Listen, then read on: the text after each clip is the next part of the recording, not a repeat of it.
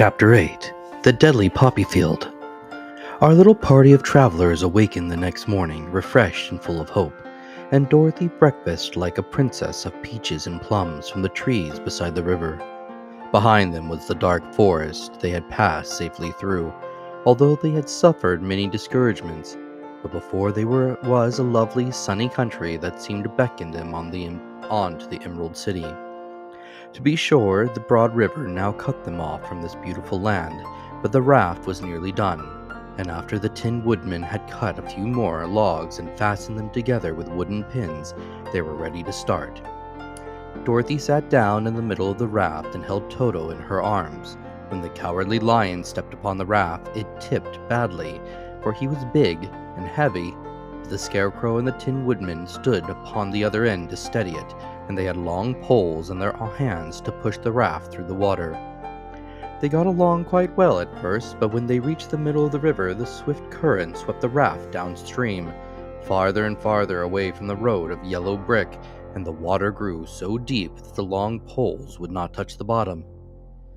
"This is bad," said the Tin Woodman, "for if we cannot get to the land, we shall be carried into the country of the Wicked Witch of the West, and she will enchant us and make us her slaves." "And then I should get no brains," said the Scarecrow. "And I should get no courage," said the Cowardly Lion.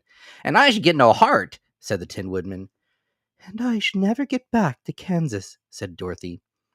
"We must certainly get to the Emerald City if we can," the Scarecrow continued, and he pushed so hard on his long pole that it stuck fast in the mud at the bottom of the river, and before he could pull it out again or let go, the raft was swept away, and the poor Scarecrow left clinging to the pole in the middle of the river.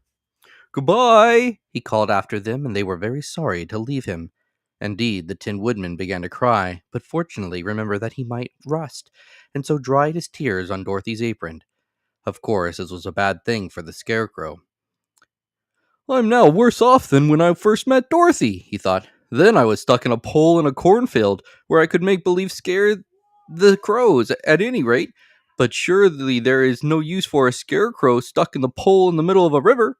I'm afraid I shall never have any brains at all." Down the stream the raft floated, and the poor Scarecrow was left far behind.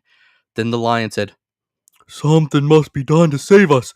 I think I can swim to the shore and pull the raft after me, if you will only hold fast to the tip of my tail." So he sprang into the water, and then the Tin Woodman caught fast hold of his tail, when the Lion began to swim with all his might towards the shore. It was hard work, although he was so big, but by and by they were drawn out of the current. And then Dorothy took the Tin Woodman's long pole and helped push the raft to the land. They were all tired out when they reached the shore at last and stepped off upon the pretty green grass, and they also knew that the stream had carried them a long way past the road of the yellow brick that led to the Emerald City. "What shall we do now?" asked the Tin Woodman, as the Lion lay down on the grass to let the sun dry him. "We must get back to the road in some way." "The best plan will be to walk along the river bank until we come to the road again," remarked the Lion. So when they were rested, Dorothy picked up her basket, and they started along the grassy bank, back to the road from which the river had carried them. It was a lovely country, with plenty of flowers and fruit trees and sunshine to cheer them, and had they not felt so sorry for the poor Scarecrow, they could have been very happy. They walked along as fast as they could, Dorothy only stopping once to pick a beautiful flower, and after a time the Tin Woodman cried out, "Look!" Then they all looked at the river and saw the Scarecrow perched upon his pole in the middle of the water, looking very lonely and sad. "What can we do to save him?" asked Dorothy. The Lion and the Woodman both shook their heads, for they did not know.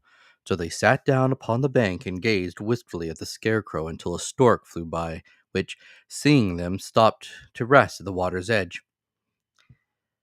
Who are you and where are you going?" asked the stork.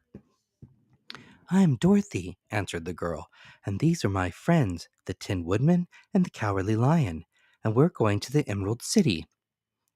"Well, this isn't the road," said the stork as she twisted her long neck and looking sharply at the queer party. "I know it," returned Dorothy, "but we have lost the Scarecrow, and are wondering how we shall get him back again." "Where is he?" asked the stork. Over there in the river, answered the little girl. If he wasn't so big and heavy, I could get him for you, remarked the stork. He isn't heavy a bit, said Dorothy eagerly, for he is stuffed with straw, and if you will bring him back to us, we shall thank you ever and ever so much. Well, I'll try, said the stork, but if I find he's too heavy to carry, I shall have to drop him in the river again. So the big bird flew into the air and came over the water till she came to where the Scarecrow was perched upon his pole.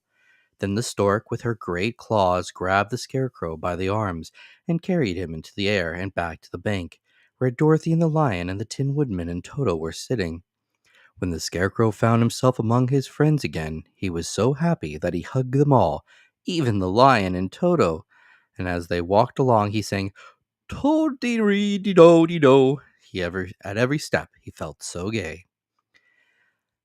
I was afraid I should have to stay in the river forever, he said, but the kind stork saved me, and if I ever get any brains, I shall find the stork again and do her some kindness in return. That's all right, said the stork, who was flying along beside them. I always like to help anyone in trouble, but I must go now, for my babies are waiting in the nest for me. I hope you will find the Emerald City, and that Oz will help you.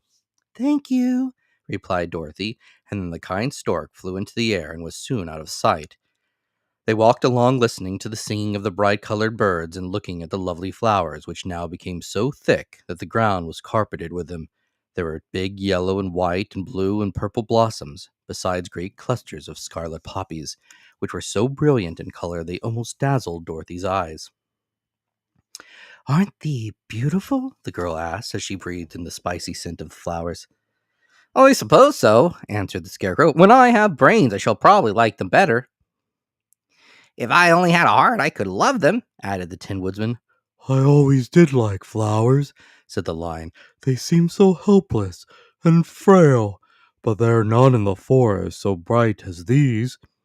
They now became upon more and more of the pink, big scarlet poppies, and fewer of the other flowers, and soon they found themselves in the midst of a great meadow of poppies. Now it is well known that when there are many of these flowers together, their odor is so powerful that anyone who breathes it falls asleep. And if the sleeper is not carried away from the scents of the flowers, he sleeps on and on forever. But Dorothy did not know this, nor could she get away from the bright red flowers that were everywhere about. So presently her eyes grew heavy, and she felt she must sit down to rest and to sleep. But the Tin Woodman would not let her do this.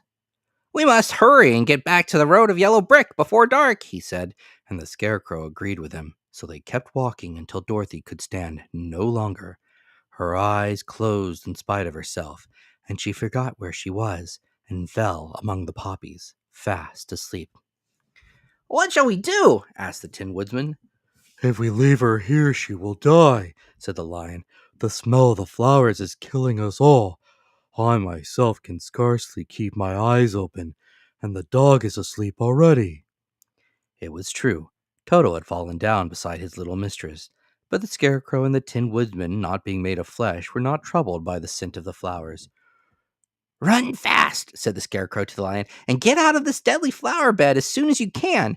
We will bring the little girl with us, but if you should fall asleep, you are too big to be carried. So the lion aroused himself and bounded forward as fast as he could. In a moment he was out of sight. Let us make a chair with our hands and carry her, said the Scarecrow. So they picked up Toto and put the dog in Dorothy's lap, and then they made a chair with their hands for the seat and their arms for the arms, and carried the sleeping girl between them through the flowers. On and on they walked, and it seemed that the great carpet of deadly flowers that surrounded them would never end. They followed the bend of the river, and at last came upon their friend the lion, lying fast asleep among the poppies. The flowers had been too strong for the huge beast, and he had given up at last, and fallen only a short distance from the end of the poppy bed, where the sweet grass spread in beautiful green fields before them. We can do nothing for him, said the Tin Woodman sadly, for he is much too heavy to lift. We must leave him here to sleep on forever, and perhaps he will dream that he has found courage at last. I'm sorry, said the Scarecrow. The lion was a good comrade for one so cowardly, but let us go on. They carried the sleeping girl to a pretty spot beside the river, far enough from the poppy field to prevent her breathing any more of the poison of the flowers. And here they laid her gently on the soft grass and waited for the fresh breeze to waken her.